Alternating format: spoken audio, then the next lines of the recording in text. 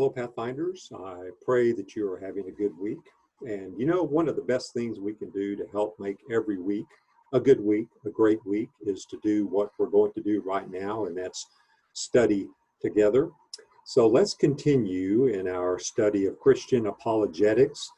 Today, I want to finish up my little three-part introduction to this topic. And then next week, we're actually going to jump into some of the key apologetic issues that we face today.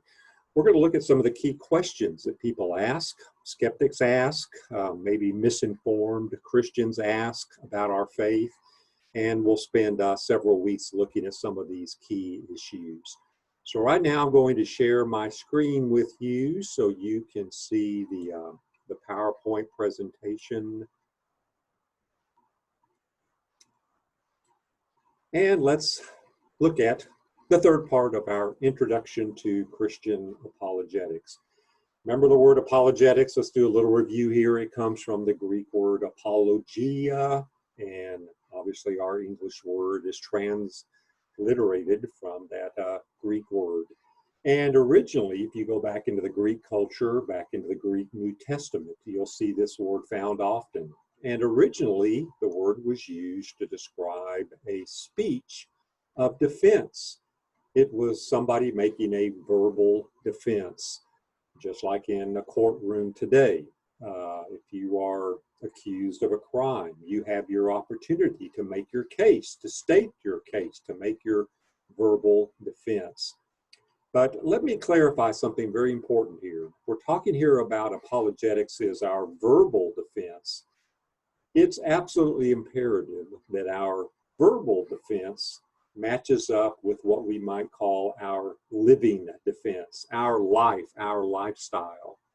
We looked at this last week, didn't we? We saw the importance there as we give that reason for the hope that we have, always being prepared for that. We need to do it with gentleness and respect, and the whole context there of that passage in 1 Peter chapter 3 is about compassion and respect and having a clear conscience, watching our lifestyle. So our verbal defense had better match up with our living defense. Somebody put it this way, and I love this quote: if your actions do not prove the truth of your words, then your words are nothing more than lies.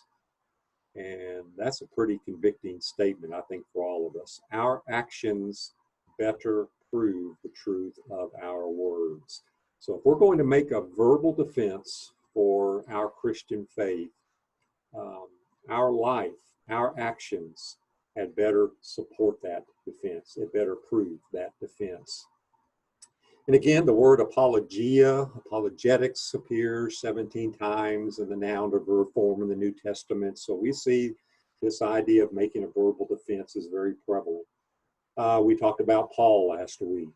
Here's a prime example. Paul was the master apologist, we might say, and he had a good reason to do so. He found himself constantly facing opposition, constantly facing charges. Paul was on trial several occasions in his life. So yes, he had to be able to make that verbal defense.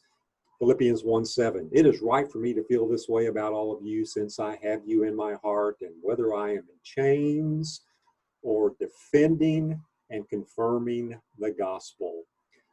Paul wrote this while he was in that first Roman imprisonment, and he's writing to the Philippian believers. And I love what Paul says there. Yes, I may be in chains for Christ. I may be in chains here in this prison, but hey, I'm a prisoner for Christ.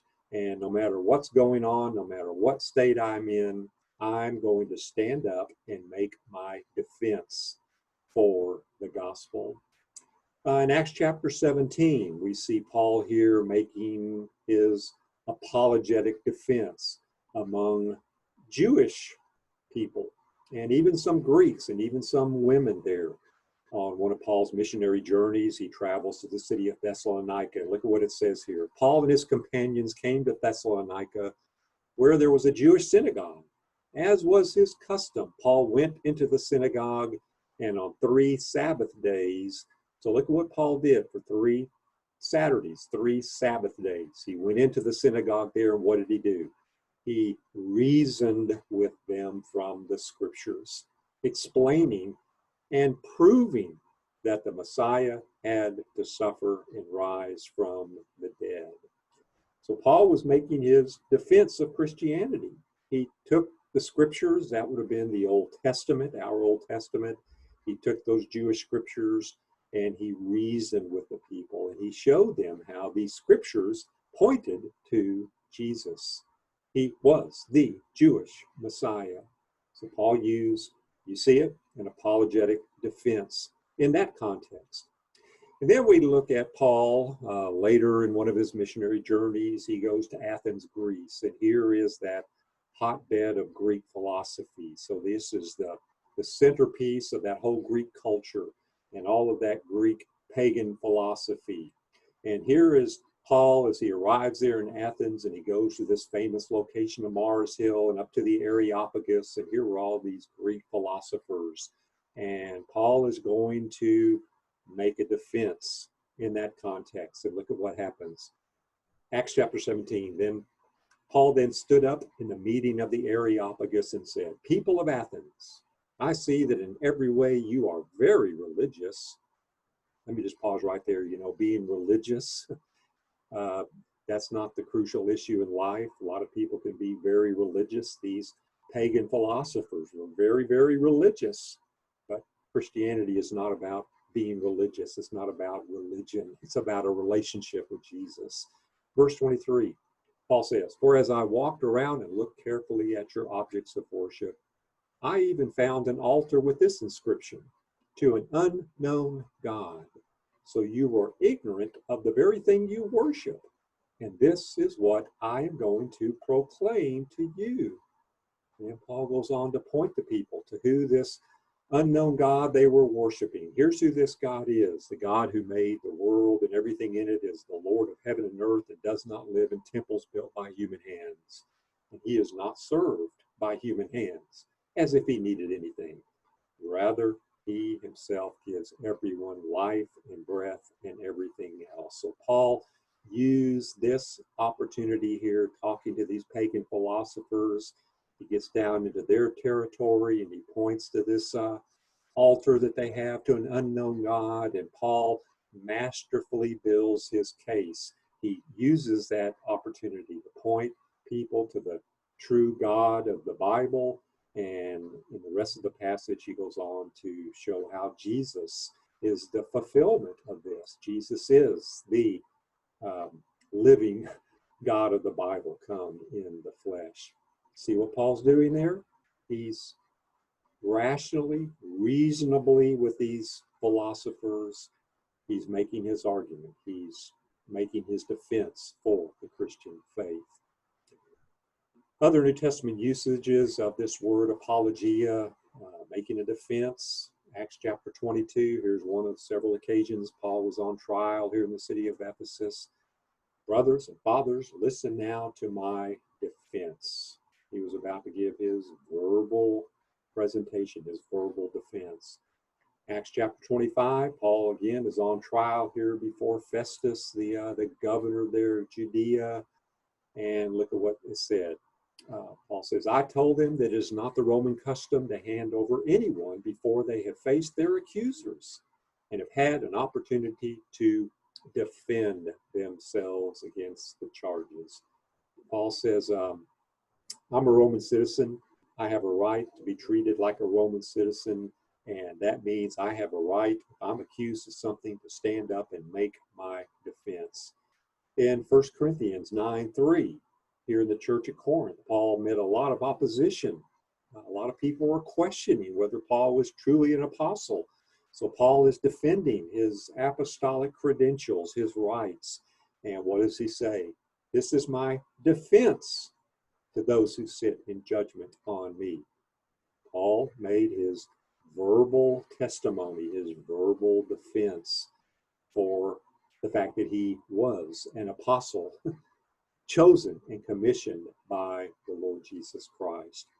2 Timothy 4:16, here Paul is now in his final Roman imprisonment. and he's writing to his young son in the ministry, Timothy, and he's talking about his previous trial. And what does he say? At my first defense, my first apologia, no one came to my support, but everyone deserted me. May it not be held against them. So Paul was not harboring any ill will toward those who didn't stand up and defend him. I want to include this because we look at Paul, he was the master apologist, but you know what? If you look at the Gospels, we see that Jesus also used apologetics. Jesus knew good and well that he couldn't just say that he was the Messiah. He couldn't just verbally declare that he was the Son of God. He knew that he would have to build a case. He would have to make a convincing case to uphold his claims, and that's exactly what he did. And if you read through the Gospels all throughout his ministry, Jesus presented very compelling reasons and evidence to uphold his claim to be the divine Son of God. And Jesus used things like testimony of witnesses, testimony of others. Many times Jesus would heal somebody, and now there would be someone, a living proof, a living evidence of Jesus being the Son of God and accomplishing a divine miracle. So the testimony of witnesses, Jesus' use of miracles. He performed many miracles. What did these do? These were the evidence. This was the support that undergirded his claim to be the Messiah. How about the miracle of his resurrection? There's the greatest proof of his deity, wasn't it? So he didn't just say he was the Messiah. He didn't just say he would rise from the dead. He proved it. He gave evidence of it. Fulfillment of Old Testament prophecies. There's another thing that Jesus showed. Proofs of his deity. Jesus used reason. He, like Paul, oftentimes was met with people opposing him, and Jesus would use very craftily put together arguments. Typically, when he was challenged by the religious leaders of his day, they were always trying to back him into a corner and trap him. And Jesus, we talked last week about being crafty as snakes in a positive way. And Jesus very craftily, very sneakily would sometimes turn the argument back upon his accuser. So he used reason as a part of his defense. In his teaching ministry and his parables, most of these parables were giving support and evidence to his deity. And most of the parables were Jesus's way of using stories to make veiled confirmation that he was the Son of God. So Paul used apologetics and Jesus used apologetics as well. Let's start to wrap up our introduction here by looking at four main functions, we might say, of apologetics. What's the place of apologetics? First of all, apologetics has the function of vindication or proof. This involves organizing our sound, reasoned, philosophical arguments, as well as scientific and historical evidences for the Christian faith. And we're going to see in the coming weeks that we as Christians, we're not a bunch of idiots. We're not a bunch of, we don't embrace a blind kind of faith. No, we're going to demonstrate that we do have philosophical, even scientific, even historical facts and evidences that confirm our faith. So the goal here of this function is to develop a positive case for Christianity as a belief system that should be accepted, or at least people ought to be open to seriously considering our truth claims. Philosophically, this function means drawing out the logical implications of the Christian worldview. Remember, we looked at that a couple of weeks ago, so that they can be clearly seen and clearly contrasted with alternate world views. So one function of apologetics, vindication or proof. Secondly, there's the function of defense. And this is really what we've been looking at in all those examples from Paul and Jesus. This is simply, if we apply it to today, this is defending Christianity against attacks by critics of varying belief systems. And there are a lot of these out there in the world today. Defense involves clarifying the Christian position in light of misunderstandings and misrepresentations. You know, a lot of people have the wrong idea about Christianity because maybe they've been told something that's not exactly correct. There are a lot of misunderstandings about Christianity out there, a lot of misrepresentations about Christianity. So defense is clarifying what is our position, answering objections. We need to be able to do that, answering the critics, answering those questions from non-Christians. And in general, what we're doing here in making our defense, we're clearing away any intellectual obstacles, any difficulties that people will say, this is what's keeping me from being a Christian. That's making our defense. Thirdly, there's the function of refutation. This function focuses on refuting opposing beliefs. It centers on answering the arguments that non-Christians give in support of their own beliefs. So part of our apologetic is not just stating our case. We're going to show how these other views, these other worldviews, these other philosophical systems, how and why they are incorrect. Now, refutation cannot stand alone. We don't just want to refute other beliefs. Since proving a non-Christian religion or philosophy to be false does not prove that Christianity is true. But refutation is an important part of our apologetics. And then finally, there's the function of persuasion. This function means that we do not merely attempt to convince people that Christianity is true. That's not our purpose in apologetics. We don't just want to intellectually have people embrace, yeah, these things must be true. We got to do more than just a mind thing with people. No, we want to do more than just convince Christianity is true. We then want to take the next step of persuading them to accept Christianity and apply it to their life. So persuasion focuses on bringing non-Christians to the point of a commitment to Christ. The apologist's intent is not merely to win an intellectual argument, but to persuade people to commit their lives to Jesus. So here we see an important connection between apologetics and evangelism. And the two really are vitally tied together. All right, let me wrap up our introduction. Let's pull back, get a big overview here of what I would say are 10 biblical reasons why we do apologetics and why we need to be doing apologetics today. What does the Bible tell us about this? Number one, we are commanded to defend the Christian faith. And there's our key apologetic passage there from 1 Peter chapter 3 in verse 15. We're to always be ready. That's a command, friends. We're to be prepared, be ready to make that defense. When people ask us for the hope that we have, the reason for our hope. So for no other reason, we ought to be doing apologetics because we are commanded to defend the Christian faith.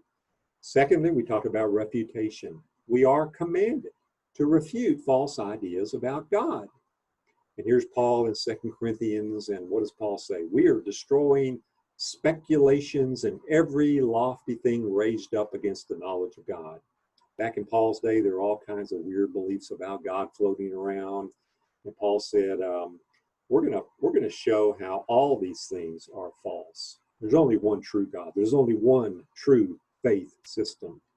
And then he continues, we are taking every thought captive to the obedience of Christ. So we're commanded to do what Paul did, and that's to refute error, refute false ideas about God. Thirdly, we are commanded to discern truth from error, good from bad, what's true from what's false.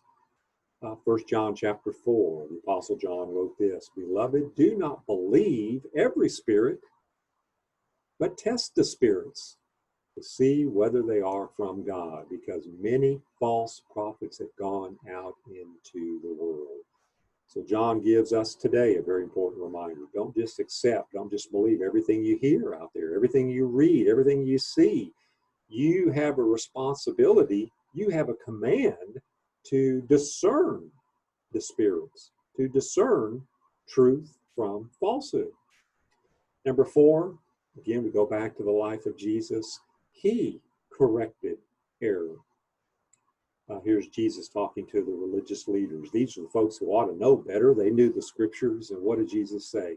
Jesus answered and said to them, "You are mistaken, not understanding the scriptures, nor the power of God." Jesus corrected doctrinal error. We have that responsibility to do so today. Number 5, Jesus rejected false teachings. Again, talking about the religious leaders of his day, what did he say? Pretty strong indictment. "This people honors me with their lips, but their heart is far away from me. But in vain do they worship me, teaching as doctrines the precepts of men." So Jesus accused the Pharisees, the Sadducees, the religious leaders. Hey, you guys are missing the point. You're not really teaching scriptures. You're not teaching good doctrines of God. You are teaching man-made stuff, precepts of men. So Jesus rejected false teachings, and we have that responsibility to do so today. Number 6, we already saw this. Paul used reason. He was a master apologist. He knew about philosophy. He could get down in the same territory with the philosophers and reason with them. You know, Christianity is not totally anti-intellectual. There is a philosophical, reasonable basis to our faith. We're going to see that here in the next few weeks. Paul reasoned with people. Acts chapter 9, here's Paul early in his ministry. But Paul, kept increasing in strength and confounding the Jews who lived in Damascus by proving that this Jesus is the Christ. He reasoned with them to prove who Jesus was. That's apologetics.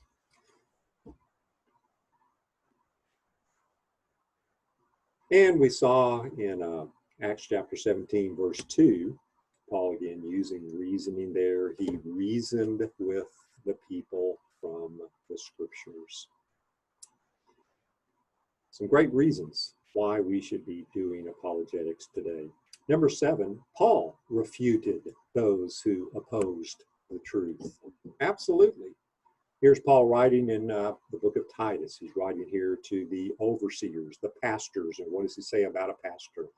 He must hold fast to the trustworthy message as it has been taught, so that he can encourage others by sound doctrine and to refute those who oppose it.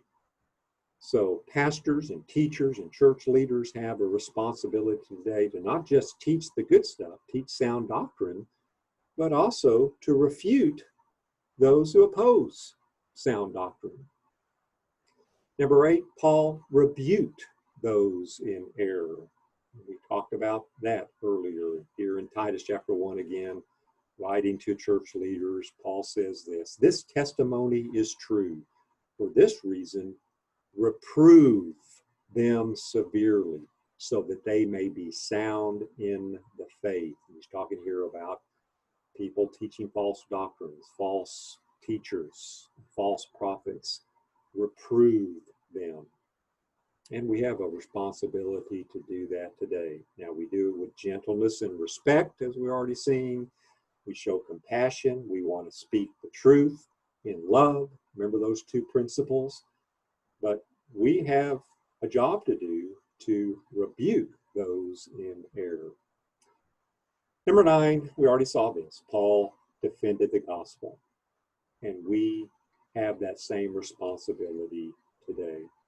And number 10, in the little book of Jude in the New Testament, Jude was the half-brother of Jesus, one of the leaders there in the Church of Jerusalem.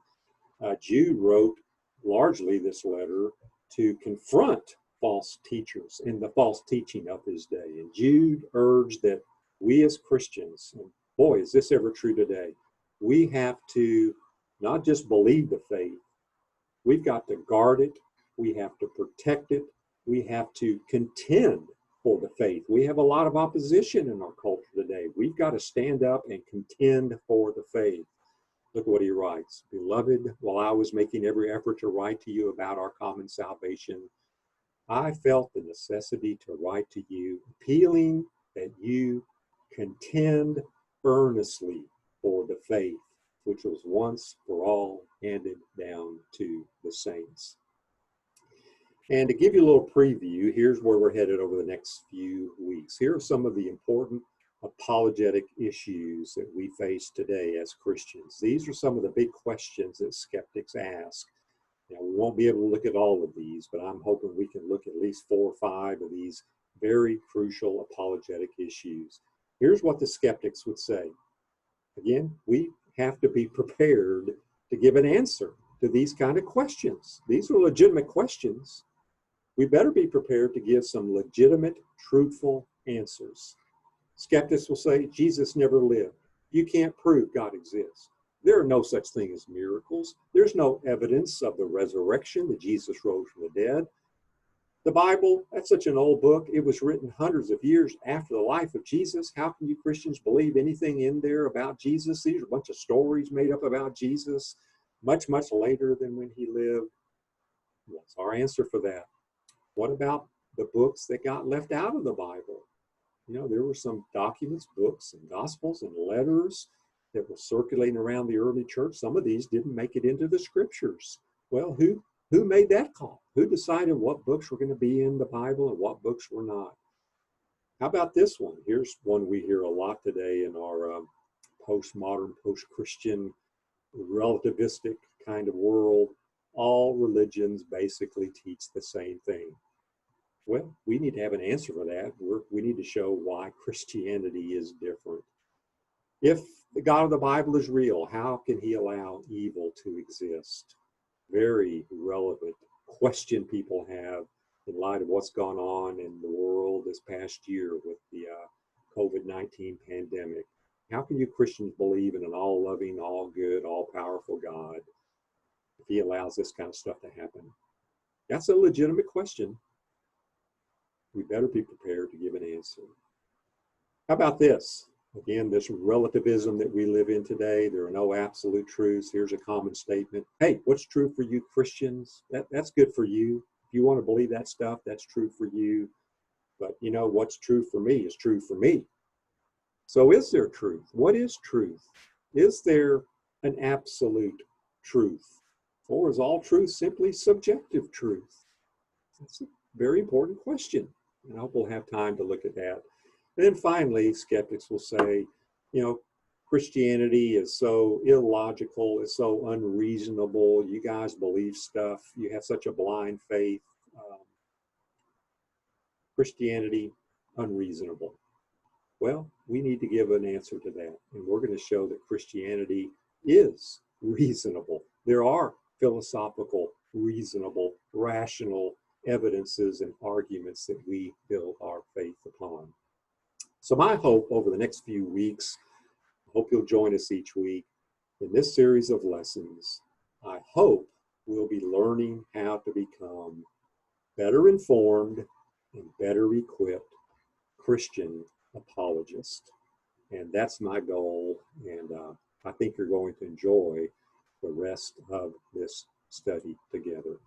All right, I'm going to stop sharing my screen so that I can say goodbye to you for this week. Do hope you have a good week. Spend a little time looking over the video. You've got an outline there I gave you the last couple of weeks.